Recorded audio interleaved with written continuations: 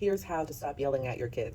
First, let's acknowledge that you will never stop yelling at your children if you don't do at least one of a few of these following things. One, acknowledge that you are worthy of peace 24/7, not just on the weekends, not just on holidays, but you are worthy of peace 24/7. Number two, let go of the past. You have got to forgive yourself unconditionally, over and over and over again. If you don't start practicing to forgive yourself and to let go of the past, then you're going to continue to perpetuate the cycle of not forgiving your children and others. Which brings me to number three. Number two is let go of the past. Number three, practice to quickly forgive yourself. You are worthy of compassion. Number four, relax more. Rest more. Take more breaths throughout the day, conscious breaths throughout the day. Relax more. You are worthy of that peace. Which brings me to number five, breathe more. Conscious breaths. Stay aware of the natural rhythm of your breath. The natural inhale and exhale. Stay aware of it. Do that more throughout the day. Game changer. Number six, remember that dinner time is not promised. Lunchtime isn't even promised. We've been programmed and conditioned to believe that, oh, I'll wake up in the morning. Oh, I'm going to have dinner tomorrow. Oh, the weekend's going to be fun. You don't even know if you're going to make it to that point. Remembering that more often will help you take the time you have in this life and with your child a lot less for granted. It will help you take the time you have with your child for granted a lot less. You start to realize, I don't have time to be beating you, hitting you, screaming at you. Life is short. I really only have time to be loving you and communicating with you peacefully. I don't have time to be apologizing all day long every day and keeping the cycle of hitting, screaming, apologizing, hitting, screaming, and apologizing, looping over and over and over again. I don't really have that type of time because dinner time isn't even promised. Tomorrow isn't even promised. I don't want to waste my time in regret, shame, and guilt. Therefore, it's probably worth all of my time to practice self-regulation and emotional regulation so that I can make the most of this little time we have called a lifetime. And then number seven, choose peace over war and understand why you are making that choice.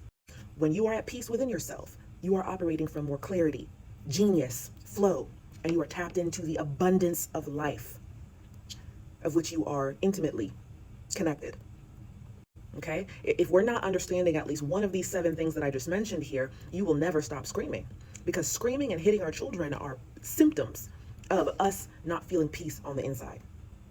And the seven things that I just mentioned, those are just seven of like many things I could share, but for the sake of not making this video 55 minutes long, those seven things help us to tap into, remember, realize, and amplify the peace that's already here, always here in every single moment. When you break the cycle of screaming in your home, you have impacted and you will impact all areas of your life positively. All areas. Intimate relationships, platonic relationships, your finances, your career, everything shifts when you use the parent-child dynamic in a positive way to help you to get more skilled at emotional regulation and expanding your capacity to choose peace over war. You will see dramatic positive shifts in all areas of your life. See, parenthood is not the issue. It's just what we have been collectively programmed to blame our lack of awareness on. Parenthood is not the issue. It's just what we have been programmed and conditioned with for many years to project our inner turmoil onto without really having to face external repercussions. That's why you can beat your child and not go to jail for it. But if you hit Jane in the grocery line, you're going to go to jail for assault. If your husband or your partner hits you, they can go to jail as well. But not for spanking or hitting your children. Because for many, many years, we have been programmed and conditioned to believe that letting off steam and projecting our inner turmoil onto our children is okay. And we have even justified it by saying it's beneficial and it's love and it's discipline. And we've even said collectively that children need it. But it's just a symptom of separation, a symptom of the belief in separation. And it's keeping us in a cycle of not taking responsibility and not taking accountability and learning the skill set of self-regulation. It's stunting our growth individually and collectively. Well, kind of. Because obviously, as a collective, we are waking up and leveling up. Or this video wouldn't be being created, nor would the other many billions and trillions of videos that are getting created every day by other creators. So, by grace, we are waking up. We are collectively waking up.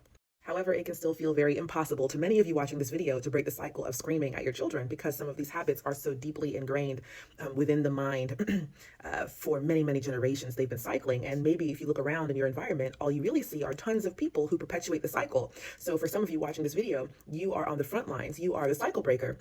And it can be very, very difficult being the leader that you are. But I'm here to tell you that it is possible. I help parents rewire their inner world so that they realize that peace is already their natural state. If you want to start the transformation, DM me the word peace, and I will send you my free guide, Guided by Grace, Transforming Parenthood Through Inner Peace.